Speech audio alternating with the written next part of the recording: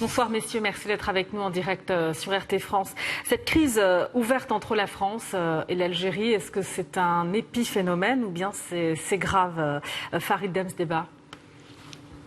Écoutez, moi j'y vois surtout un calendrier électoral de M. Macron, sachant que si on veut revenir un petit peu en arrière et se rappeler un petit peu de Macron candidat, à l'époque où il avait parlé de crimes contre l'humanité, justement la colonisation française en Algérie. Donc là c'est un petit peu bis repetitas, mais il suit un petit peu, c'est la course à l'échalote après Zemmour. Donc il a un petit peu fait de la surenchère avec cette histoire de visa et derrière, soi-disant il y a justement un petit peu des cris d'effarouchés derrière. Enfin, c'est plus des gesticulations de la part du gouvernement algérien derrière, qui joue un jeu de dupe. Hein. Il faut pas se leurrer avec la France depuis des années. La France et l'Algérie, en tout cas les gouvernements algériens et français sont main dans la main. Emmanuel Macron, candidat, a oublié sa promesse de candidat pour totalement mettre aux oubliettes le crime contre l'humanité, donc dont acte. Derrière, il sort, bien sûr, cette interview dans Le Monde, où il qualifie, je cite, d'une histoire officielle totalement réécrite, qui ne s'appuie pas sur des vérités. Et aussi, il voit, enfin Macron, il dit « je vois », parlant de Tebboune, qu'il est pris dans un système qui est très dur. Tiens donc, quel système? De quoi il parle? J'aimerais bien justement qu'il soit un petit peu plus carré sur ses déclarations. Donc pour moi, c'est un petit peu un jeu de dupes. Macron utilise un petit peu cet épisode pour se mousser en tant que candidat. Donc, il va dans le sens de la diaspora, enfin des Français d'origine algérienne ou des binationaux. Et de l'autre côté, le gouvernement algérien montre les muscles, bombe le torse, en disant « nous sommes les plus forts, nous fermons l'espace aérien ». Mais tout ça, c'est que de la comédie de part et d'autre. Il faut savoir, et je vais finir là-dessus, que la France ne peut pas se permettre justement de mal fonctionner avec le gouvernement algérien, dans le sens que il suffit juste de voir ces parts d'importation des hydrocarbures. Le pétrole représente 12% des parts algériennes et le gaz n'a cessé d'augmenter. En période de crise du gaz en France, le gaz représente 10% des achats de la France à l'Algérie.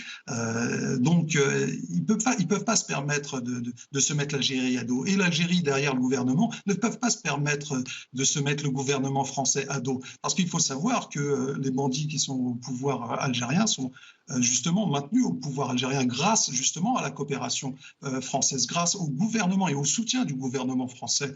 Dès que Tebboune est arrivé au pouvoir, derrière, c'était... tapis rouge, Le Drian, on dirait que sa maison de campagne est à Alger, plusieurs fois en Algérie, déplacement officiel, Darmanin... Vous êtes d'accord avec l'analyse, le point de vue de Farid Demsdeba?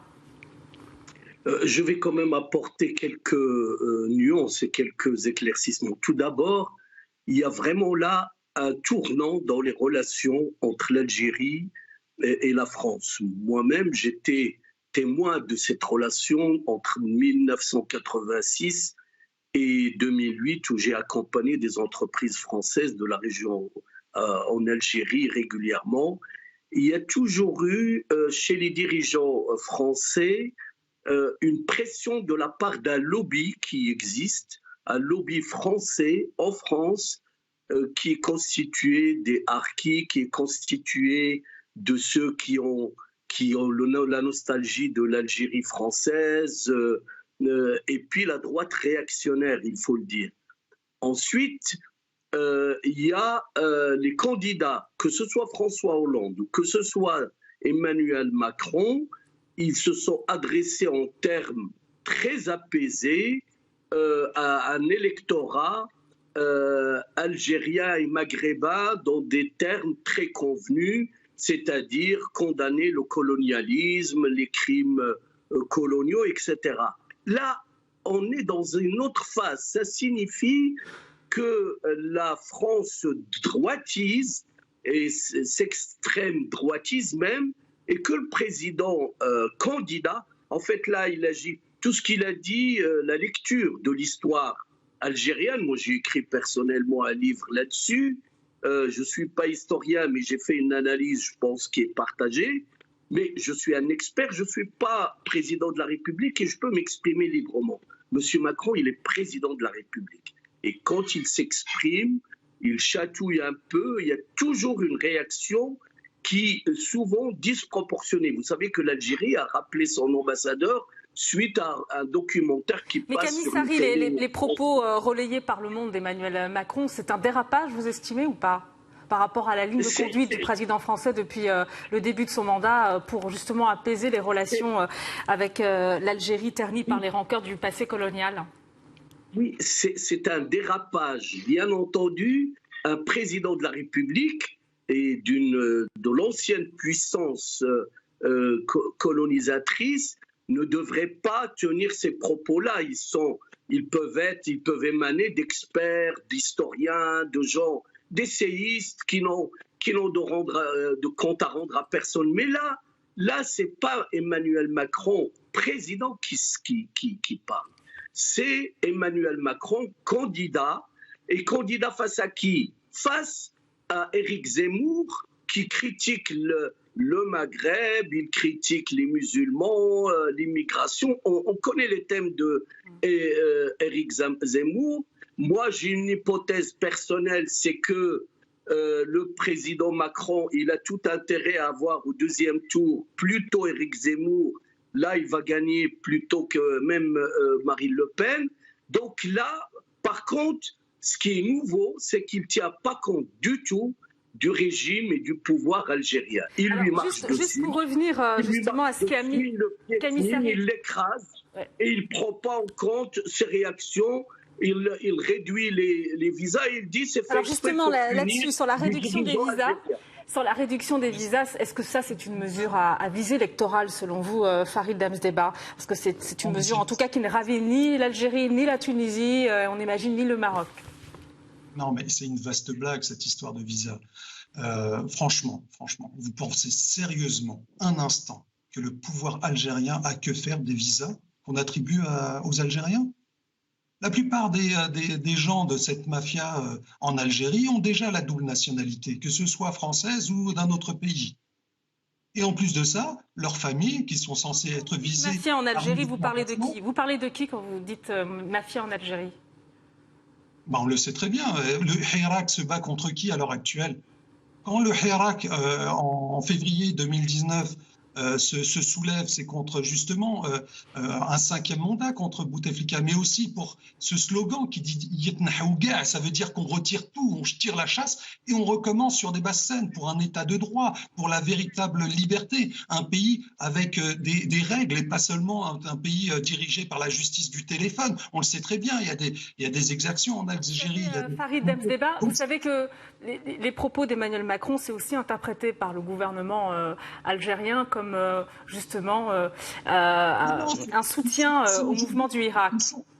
Non, mais c'est un jeu de dupes. Si Macron était un amoureux de la justice, de la liberté, il se serait rangé dès le départ du côté du peuple algérien. Il a eu que faire du peuple algérien. Dès le début, il a envoyé ses ministres pour faire son marché en Algérie. L'Algérie est juste bon pour les contrats, il est juste bon pour les hydrocarbures. Le peuple, on s'en fout. Il y a des centaines, enfin des dizaines là récemment de haragas, des pauvres personnes qui se sont noyées en Méditerranée. Ils en ont que faire de ça. Ils s'en foutent du peuple algérien, comme le gouvernement algérien s'en fout de son peuple. Macron veut signer des contrats, veut que les hydrocarbures fonctionnent toujours dans un sens. Là, il va faire froid, l'augmentation du gaz, les 10% de la part algérienne, il ne faut surtout pas qu'ils se la mettent à dos. Et derrière le gouvernement algérien, il a bien sûr des millions et des millions d'euros, voire peut-être plus, d'investissements en France. Et si on voulait vraiment savoir et mettre le nez dans les magouilles de ces gouvernements algériens, j'entends, eh ben justement, il y aurait peut-être des juges qui mettraient un petit peu le nez dans les affaires d'investissement de cette mafia et au niveau de la France. Donc il suffit un petit peu de prendre les gens pour des imbéciles. La France, le gouvernement français français est heureux de ce qui se passe en Algérie parce que ça ne touche pas ses affaires, ça ne touche pas son business, ça ne touche pas ses hydrocarbures, son précaré algérien est toujours maintenu. Et de l'autre côté, pour un petit peu aller on va dire se redorer le blason, se créer une nouvelle légitimité, le gouvernement algérien qui est affaibli par le Hirak, il faut le rappeler, 2 ans, presque 3 ans de manifestations, derrière sort les gros muscles et dit on va fermer l'espace aérien. Alors justement, Kami Sari, sur la décision du gouvernement algérien, de fermer son espace aérien aux avions militaires français en partance pour le Sahel. On sait que quand même l'Algérie, c'est quand même un acteur majeur de la lutte antiterroriste au Sahel, qui est partie prenante aussi dans les accords d'Alger, dans les efforts de stabilisation au Mali.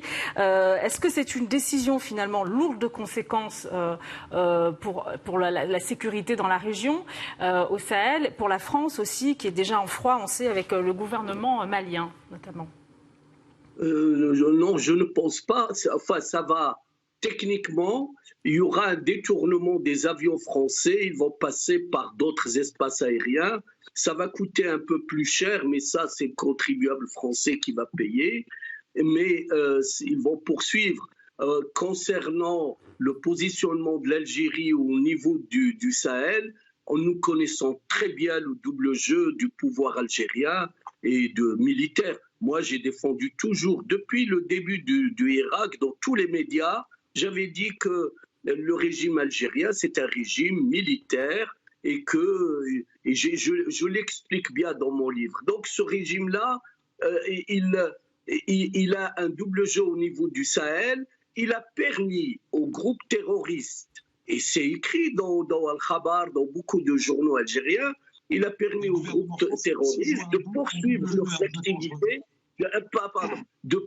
leurs activités dans le Sahel, mais à condition de ne pas toucher le sud algérien et la richesse algérienne qui est concentrée dans les puits de gaz et de pétrole dans cette région. Ça a été la seule exception, c'était la prise d'otages dans les champs du sud. Mais il y a toujours ce modus vivendi, le double jeu du pouvoir algérien, et en plus la junte militaire qui gouverne réellement l'Algérie. Avant, il y avait une présidence qui résistait, c'était Bouteflika, mais ensuite, maintenant, ils ont tous les pouvoirs. Eux, ils ont tout intérêt à ce qu'il y ait encore des problèmes avec le Maroc, avec le sud de l'Algérie, pour justifier le pouvoir algérien, la mainmise du pouvoir algérien. Et là, c'est une fuite en avant parce qu'ils n'ont pas le choix, il n'y a pas de solution au problème du peuple algérien. Merci Kami Sari, vous êtes essayiste. C'est la diversification économique et le plein emploi pour le peuple. Essayiste et auteur, et merci également à vous Farid Amsdeba, fondateur du mouvement citoyen pour l'Algérie.